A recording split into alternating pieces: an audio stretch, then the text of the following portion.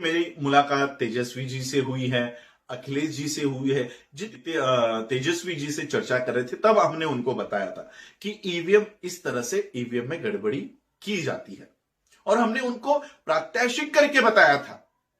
पूरे वर्ल्ड का डेटा हमने उनके सामने रखा कि किसी भी प्रगत देश में ईवीएम का इस्तेमाल नहीं किया जाता। सुनिए, अखिलेश जी से भी मेरी ये बात हुई है, उनके घर पर मेरी ये चर्चा हुई है ईवीएम के संदर्भ में। लेकिन हम देखते हैं कि कहीं ना कहीं हम उन्हें ये सजेशन देने के बावजूद भी वो उसी ट्रैप में फंस जाते हैं जिस ट्रैप को बिछाया गया है। और बीजेपी और कांग्रेस ये चाहती है कि आप इसी ट्रैप में आकर फंस जाओ। विश्व के सभी मेरे साथियों को राजरत्न अंबेडकर की ओर से जय भीम, नमो बुद्धाय। कल इसी समय पर मैंने एक वीडियो शेयर किया था जिसमें मैंने कहा था कि मेरा पेज आज यानी नवंबर 12, 2020 को डिलीट करने जा रहे हैं। और ये ईमेल मुझे 2 दिन पहले प्राप्त हुआ था जब मैंने ये वीडियो बनाकर, आखिरी वीडियो बनाकर मैंने आप लोगों तक ये जानकारी देने की कोशिश की कि कल से शायद मैं आप लोगों के बीच फेसबुक पेज के माध्यम से ना आ सकूं। मेरा ये वीडियो देखने के बाद जितने भी आईटी प्रोफेशनल्स हैं भारत में, भारत के बाहर, मुझे व्हाट्सएप पे कई सारे मैसेजेस आए, मुझे कई सारे फोन आए। और जो हमारे दोस्त आईटी में काम कर रहे हैं उन्होंने कल रात 2-3 बजे तक बैठकर जितने भी मेरे वीडियोस है, जितने भी मेरी पोस्ट है, उसको माइन्यूटली पढ़ा, उसको माइन्यूटली उन्होंने देखा और कौन सा वीडियो क्या वायलेशन कर रहा है वो उन्होंने देखा। इतने सारी नोटिफिकेशंस मुझे आती है, कितने सारे तो मैसेज मुझे आते हैं, मैं सबको रिप्लाई तक नहीं कर पाता। इतने सारे नोटिफिकेशन, एक दिन में मुझे इतने सारे नोटिफिकेशंस आते हैं, तो ये सारे नोटिफिकेशंस देख पाना नामुमकिन हो जाता है मेरे लिए। तब ये सारे नोटिफिकेशंस 5 से 6 घंटे बैठकर उन्होंने एक एक नोटिफिकेशन पढ़ा। फेसबुक ने जस्टिफिकेशन मांगा था, वो जस्टिफिकेशन हमारी टीम ने, हमारे लोगों ने वो फेसबुक को दिया और आज मेरा ये पेज डिलीट नहीं हो रहा है। तो ये जानकारी देने के लिए मैं आज आप लोगों के सामने आया हूं कि हमारा पेज अब सिक्योर है। मेरे जितने भी आईटी प्रोफेशनल्स जिन्होंने मुझे कॉल करके फिर व्हाट्सएप पे मैसेज करके ये बात बताई कि सर आपका फेसबुक पेज जो है ये आज जिस स्थिति में पहुंचा हुआ है, 2.5-3 लाख इसको लाइक्स है, 4.5-5 लाख इसके सब्सक्राइबर्स है और इसके व्यूअर्स, ये तो लाइक्स और सब्सक्राइबर्स है, लेकिन व्यूअर्स जो अलग अलग पोस्ट शेयर करते हैं और जो इसे पोस्ट को देखा जाता है, ये 65 लाख व्यूज इसके है। एक दिन में 65 लाख लोगों तक मेरी ये पोस्ट जाती है। तो ऐसे पेज को डिलीट करवाना ये बहुत हानिकारक होगा और इस पेज को किसी भी तरह से बचाना चाहिए। इसलिए हमारी ये टीम मदद कर रही थी, काम कर रहे थे, सभी लोग इसमें मुझे मदद कर रहे थे, गाइड कर रहे थे। तो आज हमारा ये पेज बचा हुआ है। तो चलिए, पेज तो बच गया। इस माध्यम से मैं आज आप लोगों के समक्ष वापस जो मेरी बातें हैं अलग अलग सामाजिक, धार्मिक, राजनीतिक गतिविधियों के ऊपर जो मेरे विचार है, मैं आप लोगों के सामने हमेशा अब रख पाऊंगा। हमेशा तो नहीं, जब तक चल रहा है तब तक तो मैं आप लोगों तक ये सारी विचार पहुंचा पाऊंगा।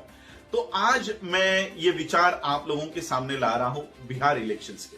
देखिए, मेरी मुलाकात तेजस्वी जी से हुई है, अखिलेश जी से हुई है, जितने भी ऑपोजिशन पार्टी के लोग हैं, हम लोगों ने 2 सालों से इन सभी ऑपोजिशन पार्टी के लोगों को मिला हूं और मैंने कभी कोई फोटो शेयर नहीं की कि आज मैं इनसे मिला, कल मैं उनसे मिला, उनसे मिला। हमें वो काम भी नहीं करना है। ये बात मैं आज आप लोगों को डिस्क्लोज इसलिए कर रहा हूं क्योंकि जो हमने इनसे विनती की थी, उस विनती को ये कहीं ना कहीं साइड ट्रैक कर रहे हैं और फिर से उसी में वो उलझ कर रह जा रहे हैं। हमने तेजस्वी जी से कहा था जब उनके पिता भी बाहर थे और एक क्या कहते हो आप, इफ्तार पार्टी में हमें बुलाया गया था, जब लालू जी भी वहां थे और लालू जी और नीतीश जी का गठबंधन था, वो अलग टेबल पे बैठे हुए थे। हम तेजस्वी जी से चर्चा कर रहे थे, तब हमने उनको बताया था कि ईवीएम इस तरह से ईवीएम में गड़बड़ी की जाती है और हमने उनको प्रात्यक्षिक करके बताया था पूरे वर्ल्ड का डेटा हमने उनके सामने रखा कि किसी भी प्रगत देश में ईवीएम का इस्तेमाल नहीं किया जाता। हमारे ओर से यह बात रखने के बजाय अगर आप ये बात रखते हो तो उसे ज्यादा वेटेज मिलेगा, क्योंकि आप सत्ता में हो, आप एक स्टेट में आपका राज चलता है, आपकी होल्ड है, शासन प्रशासन में आप हो, तो आप ये बात वहां रखो।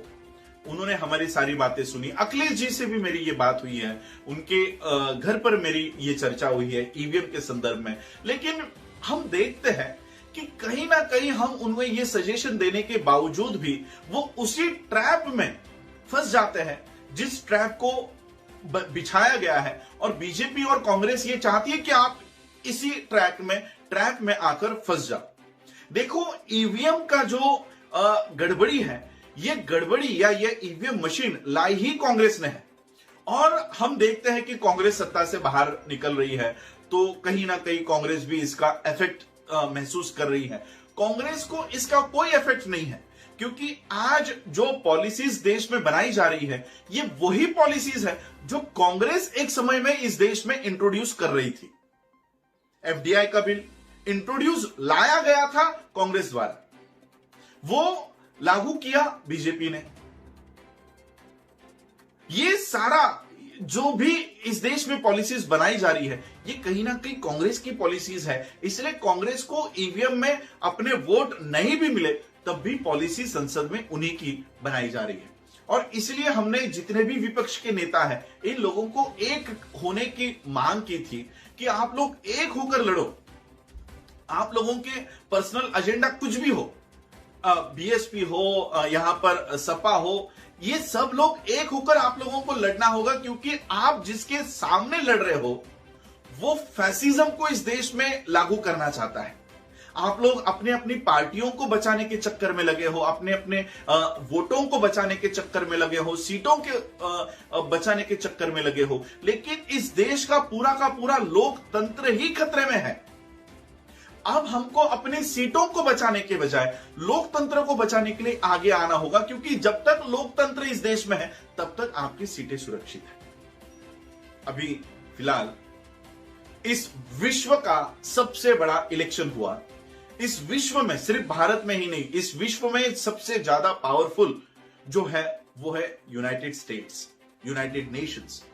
यूनाइटेड स्टेट्स के इलेक्शंस में आज भी पर्ची से, कागज के ऊपर वोट डाले जाते हैं। सोचिए, इतना प्रगत देश और इतना बड़ा देश, इतना बड़ा खंड, आज वो अपने देशों में पर्ची के माध्यम से इलेक्शन करवाता है। और भारत जो टेक्नोलॉजी में सबसे पिछले पायदान पर है, वो देश ईवीएम का इस्तेमाल कर रहा है। तो हम ये मांग क्यों नहीं उठाते कि ईवीएम को इस देश से बैन करवाना चाहिए? हमने ये मांग उठाई, बल्कि जब मैंने यूनाइटेड नेशंस में ये प्रोटोकॉल, ये जो सारा पिटीशन हमने जब डाला, तब हमारे ही कुछ लोग आगे आकर इसका विरोध कर रहे थे। मैंने उस समय यह कहा था कि हमने ईवीएम के खिलाफ पिटीशन इंटरनेशनल कोर्ट में डाली है। इसका विपर्यास भारत के लोगों ने क्या किया कि इंटरनेशनल कोर्ट ऑफ जस्टिस में यह केस बनता ही नहीं। अरे, भारत के बाहर अगर पाकिस्तान के कोर्ट में भी अगर कोई बात डलती है तो भारत के हिसाब से वो इंटरनेशनल कोर्ट में चली गई है, और हम तो यूनाइटेड स्टेट्स के कोर्ट में डाल रहे थे। और